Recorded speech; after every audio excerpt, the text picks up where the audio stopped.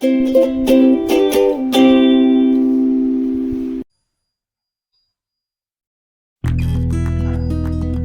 siang teman-teman, nama saya Gaban. Ini adalah Vespa saya.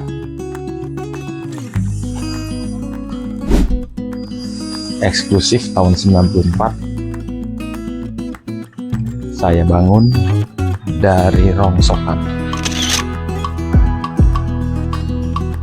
Seperti ini kurang lebih penampakannya. Ada beberapa upgrade.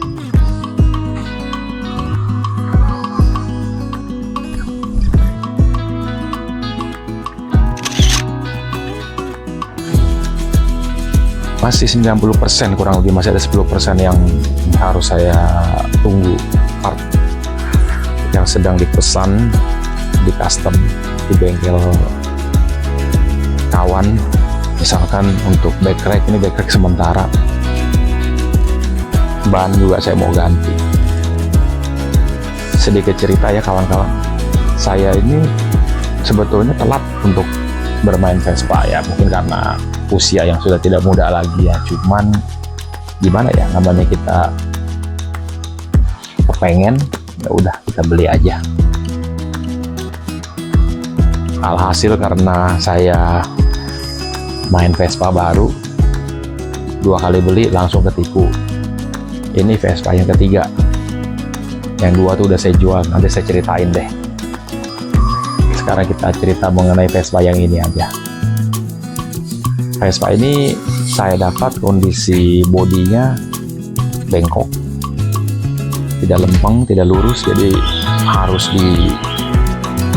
diperbaiki dari mulai deck sampai bodinya. Akhirnya saya putuskan untuk saya buang bodinya, saya beli lagi bodi yang masih bagus. Ini bodinya saya kupas, saya bakar, saya lakukan pengamplasan, saya gerinda. Nah, ini gerinda dengan hasil gerindanya. Kemudian saya clear supaya nongol karatnya tuh pelan, nggak langsung gitu. Jadi tetap harus karat, karena saya memang suka tekstur bodi kaleng yang karat. Saya dulu pernah main motor custom, genrenya tuh bread style. Saya bikin karat juga, coba udah saya jual di motor. Ini semua kaleng, nggak ada las-lasan.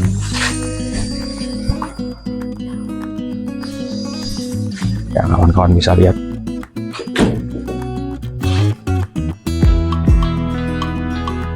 Semua kaleng. Udah saya pasang juga dengan apa namanya, dinamo starter, electric starter.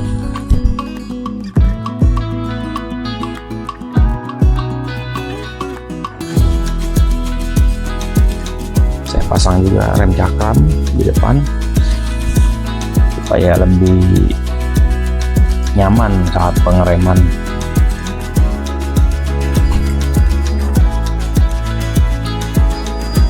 Untuk sektor lampu penerangan saya pakai D-Maker,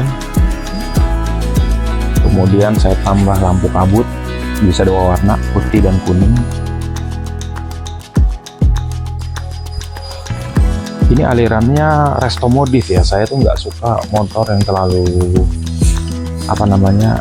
selera ya, jadi saya nggak suka motor yang terlalu tuh standar original gitu. Soalnya juga ini bukan tahun tua, masih tahun 90-an, jadi kalau kita mau pertahankan ke originalitas tapi kurang nyaman atau kurang aman buat saya, misalkan rem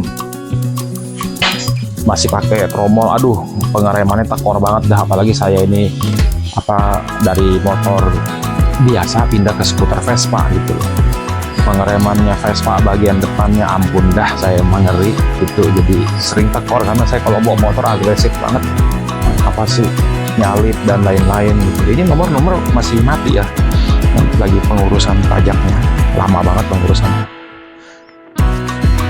Terus apalagi yang saya rubah, oh ya velg saya rubah jadi pakai ban tubeless.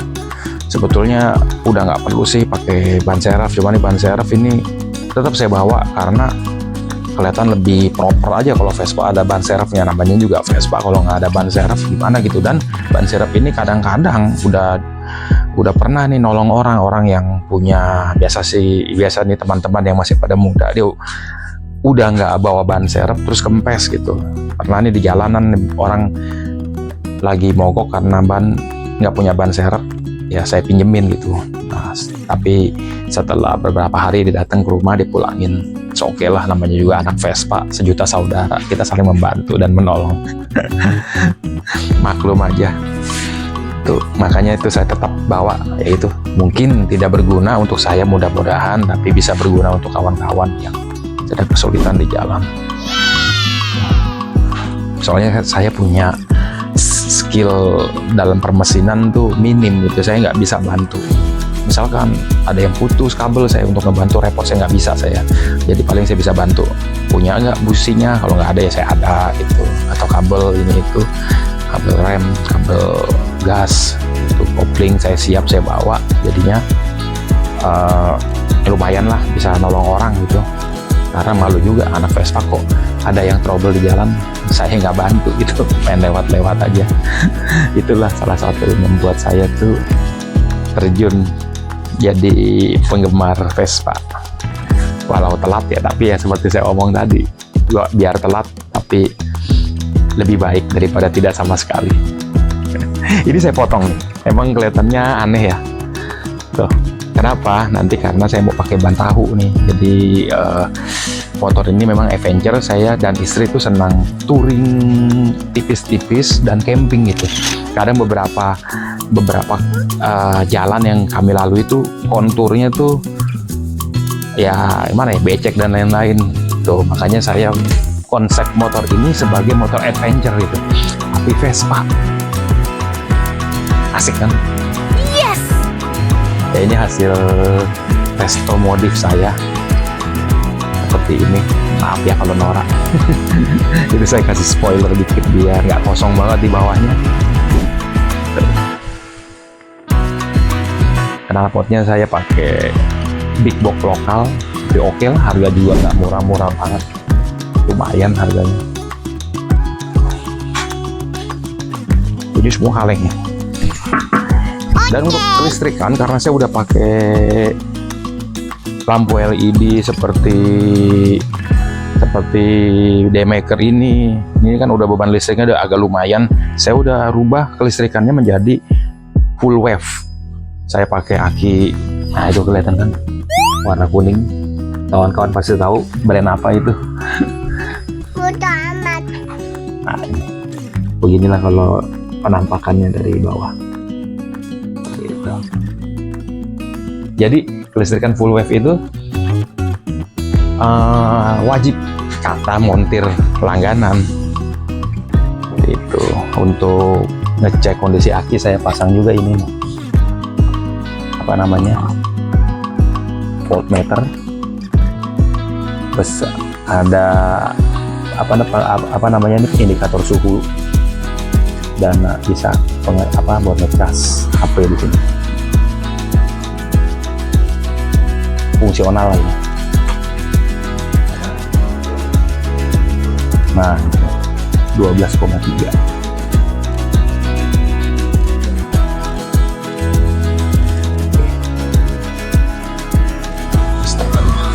Coba kita tes starter. Masih pagi nih, belum dicuk. Siang tapi pagi. Kita cuk sambil di starter. Bentar ya kawan.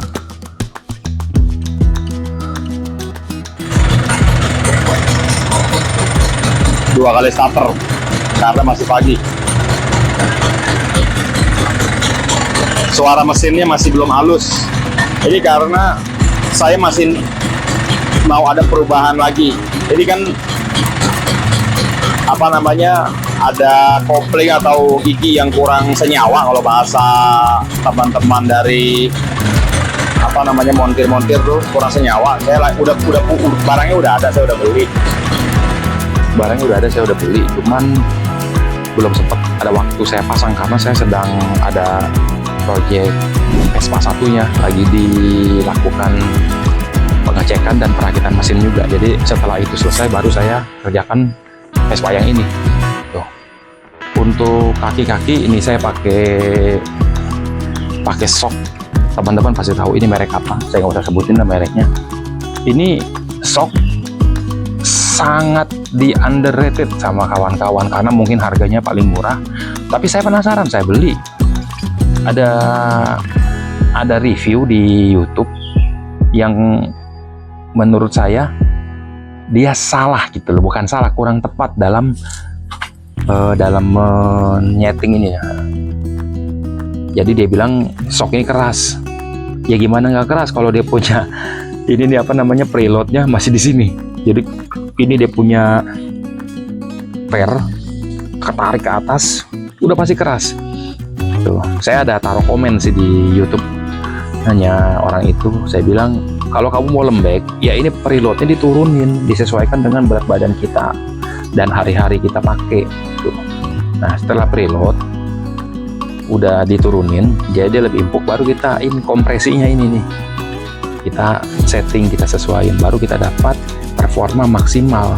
Jadi walau barang ini nggak terlalu mahal, tapi jangan kita underrated, kita tes dulu. Tuh. Ini penasaran saya pakai. Ya ada satu kesulitan aja waktu masang ke sini nih, karena ini kan saya udah pakai ini nih apa namanya nih kaliper Temaka-nya punyanya Nupek ini setnya. Nah ini waktu masang ini nih susah banget nih bautnya nih. Mesti ada yang waktu masuk bautnya mesti ada yang dipapas sedikit biar bisa masuk ke sini. Untuk montirnya sabar nih. Terima kasih buat Bang Coang.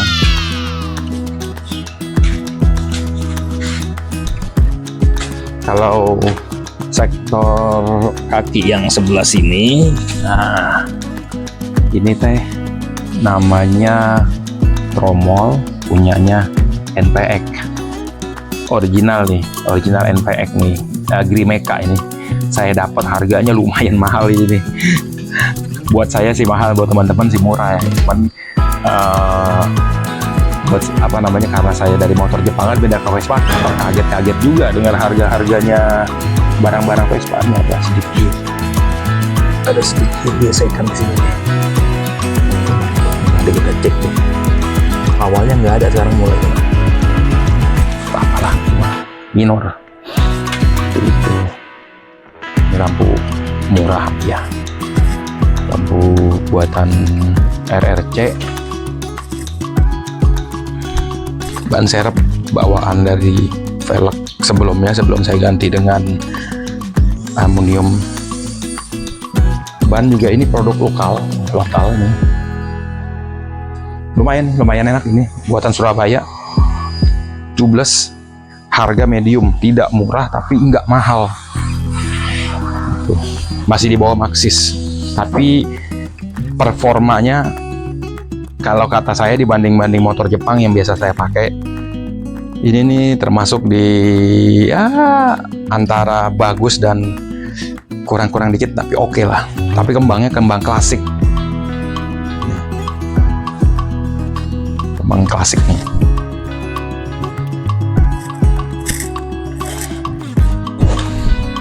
Saya pakai ini nih, apa namanya, pakai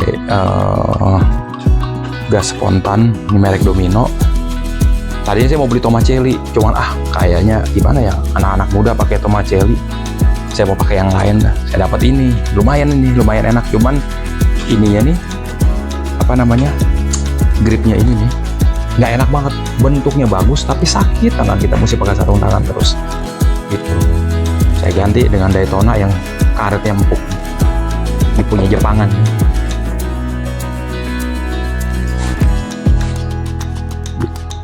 Ini kepala udah pakai punya Nupek, punya Temaka, atas bawah saya beli. Tuh. Untuk bahan lainnya lampu saya pakai Bosata biar lebih imut. Ya. Seperti itu, ada beberapa sih di mesin yang saya rubah. Seperti pengapiannya tuh saya pakai kuil Jepangan. Terus tapi saya tetap lebih suka dengan karburator original. Karena apa ya, kebetulan teman yang membimbing saya untuk main Vespa ini menyarankan saya pakai karburator Jepangan, pakai Orion daripada Jepangan, karena Jepangan itu lebih boros katanya begitu, dan ya kurang original gitu. Dia bilang pakai aja yang original, masalah performa yang penting barangnya bagus, settingnya tepat, pasti nyaman. Ini Vespa jarang banget saya sampai ganti busi, kecuali waktu saat inline dulu. Jadi pengapiannya bagus, karburatornya bagus, setelatnya nggak ngerongrong. Cuman masalahnya kalau pagi kudu dicuk aja, wajar lah gitu. Kudu dicuk. Kalau orang yang cuk, Vespa orang yang cuknya nggak bagus, biasa dimiring-miringin tuh. Kalau saya aktifin cuknya tuh. Apalagi ya yang mesti diceritakan, kurang lebih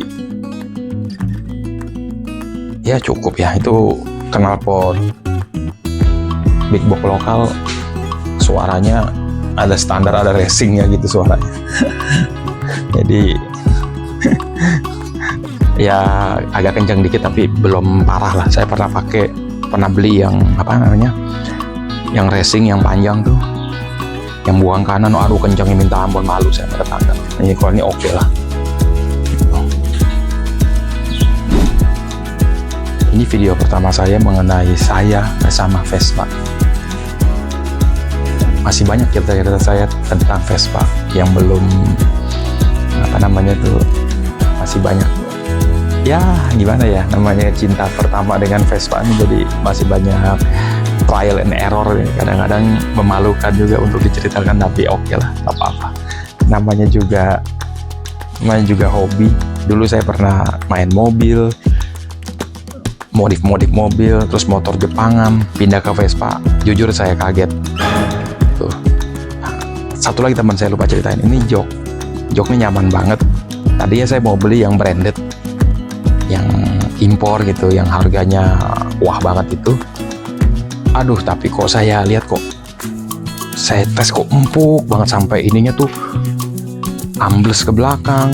Yang bagian kita riding tuh enak, tapi bagian pemboncengnya kasihan. Kadang teman saya punya tuh sampai nyerosot tuh. Jadi kalau istrinya duduk tuh kayak mau jatuh ke belakang, pegel katanya begitu. Karena nggak ada penopang tulangnya di sini. Kalau ini nih yang lokal punya, ini nih custom, dibikin dengan bahan material jok yang saya pesan.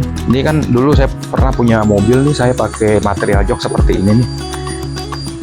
Ini nih bahan Camaro nih, dari MBTech. Yang Camaro ini nyaman banget, kalau kejemur nggak panas. Cuman ya jeleknya kalau hujan ya masuk. Saya selalu ada sarung dalam, kalau hujan saya pasang. Kalau nyuci motor saya pasang gitu. Jadi saya sarungin jadi aman. Tapi saya butuh untuk kenyamanan, karena saya touring tuh, jalan-jalan riding tuh kebanyakan berdua sama istri gitu. Jadi saya mesti perhitungkan juga kenyamanan dia, jangan saya sendiri nanti dia rasa nggak nyaman, dia nggak mau ikut lagi gitu. Saya jadi kesepian kalau nggak ada istri. Ya seperti itu. Apalagi ya, oh ya itu saya pasang dinamo, tapi saya nggak pakai yang original. Karena apa? Yang original cabutan tuh saya pikir-pikir udah terlalu tua gitu. Walaupun dia tuh original, tapi kalau udah tua, udah capek dipakai, tinggal nunggu trouble-nya aja. Begitu juga pendapat daripada mekanik yang megang Vespa ini. Dia bilang, iya pak, mendingan beli yang baru. Saya beli yang baru, yang non merek, tapi fungsinya dapat banget dan tidak kecewa. Harganya juga sama dengan barang bekasnya, bahkan yang bekasnya bawaan Vespa tuh kayak bekasnya Excel itu mahal. Ini malah lebih murah, tapi kualitasnya nggak kalah. Jadi ini berbagi pengalaman aja dengan teman-teman. Kalau misalkan mau pasang electric starter, bingung mau pakai yang baru atau second cabutan, saya anjurkan pakai yang baru aja lah, ngapain pakai yang second, kecuali memang Anda ingin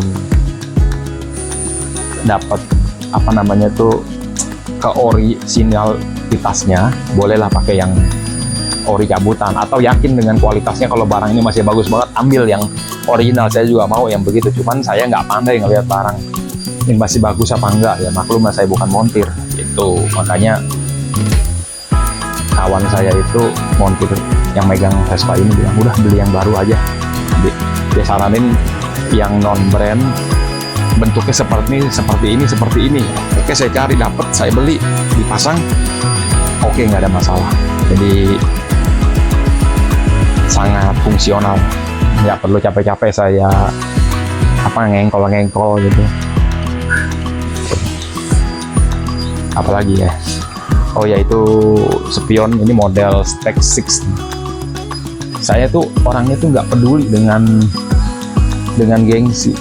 Saya nggak, karena mungkin faktor usia juga ya, udah lewat masa-masa saya untuk show off mengenai harga barang hedon atau sultan, itu saya nggak peduli. Yang penting saya nyaman. Ini saya beli, ini stok lama nih dari luar pulau nih. Ini bentuknya bentuk Stack 6, fungsinya juga mirip Stack 6, tapi harganya murah banget deh ini. Cuman ada trik pemasangannya, saya mesti ada sambung di sini. Ini juga saya ini ada pakai ganjelan supaya cakep nih, pakai roller motor Jepangan, bekas Jepang ini. Seperti ini. Untuk oli samping saya biasa pakai motul, cuman ini lagi saya tes pakai punyanya Thailand tuh, TTT Challenger. Ya kurang lebih mirip-mirip aja lah, cuman baunya yang beda. Kalau motul kan baunya tuh khas, jadi apa namanya tuh ya lebih mahal pasti kan. Ini saya pasang ini nih barang murah nih, karena yang originalnya mahalnya minta ampun. Saya barang begitu ngapain mahal diinjek-injek, saya beli yang murah nggak sampai 200.000. Ini fungsinya nih nyaman nih. Kalau istri saya duduk kan kakinya ke sini, kalau ke sini pegel banget ya, karena istri tinggi saya cuma rata-rata 160-an. Kalau dia 170 mungkin enak jadi sampai sini napak kayak ini. Terus ini fungsinya juga untuk melindungi deck, supaya deck tuh nggak cepat bengkok. Nah ini kan bebannya kan lumayan ini nih. Apalagi kadang-kadang tuh orang main duduk-duduk aja dalam kondisi di standar. Saya ceritain juga mengenai deck ini nih benar-benar masih bagus, tapi saya las di sini, saya tutup nih. Ini kan eksklusif 2 tahun 94, dia ada lubang di sini untuk dudukan karpet. Saya tutup, saya las, saya kerok, saya kasih clear, saya sempat clear, jadinya seperti ini. Saya lebih senang pakai riplang ini, lebih klasik. Dan kalau saya nyuci, dia tuh nggak nyimpan air gitu, paling nyimpan di sini aja lah dikit. Kalau yang karpet itu, aduh ampun, itu tuh banyak banget motor eksklusif yang saya lihat udah mulai tanda-tanda berkarat karena ketutup dengan karpet itu. Makanya saya nggak suka dengan karpet itu. Jadi itu salah satu modif yang saya bikin tuh. Salah satu lasan yang ada di motor saya ya di situ aja untuk nutup lubang itu. Nah, bekasnya ada. Ini kerjaan dari kawan saya namanya Bang Doyok nih, rapi banget kerjanya. Ini sengaja nih ada warna-warna hitam-hitam. Bukan sengaja, maksudnya saya kasih obat. Jadi saya beli salah satu pencegah karat yang mematikan karat, membuat dia jadi hitam. Itu kaliber dunia katanya, itu brand. Dan digunakan juga untuk melapis besi di Menara Eiffel. Kalau saya beli ini, jadi di sini nih, ini saya pelingkut, bawahnya saya pelingkut. Nah, ini bukan pelingkut semprot, saya pelingkut sendiri nih. Saya pelingkut semprot. Nah ini yang ini hitam, ini batasnya, ini yang enggak, nih yang saya pelingkut sampai ke sana, sampai ke bawah. Semua saya pelingkut, bagian dalamnya juga di bawah tangki ini saya pelingkut semua. Gitu. Sebelum saya pelingkut, saya kasih cairan itu. Namanya apa lupa saya. Jadi dia hitam, karatnya mati, jadi hitam gitu. Seperti itu. Oke kawan, seperti inilah penampakannya. Nanti kita tambah lagi video di video lainnya, karena ini video pertama. Saya bercerita dulu mengenai Vespa ini dan latar belakang saya, kenapa saya main Vespa gitu.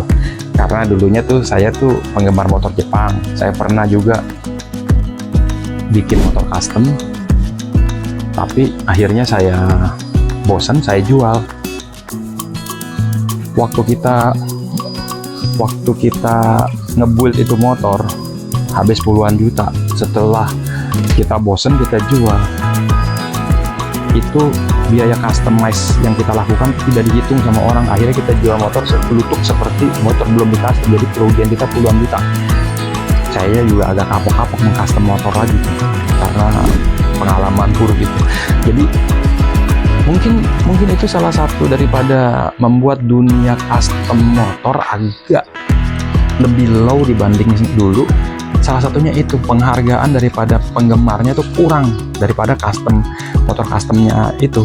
Jadi orang tuh males custom motor sampai habis puluhan juta, ujung-ujungnya waktu dijual bonyok gitu loh,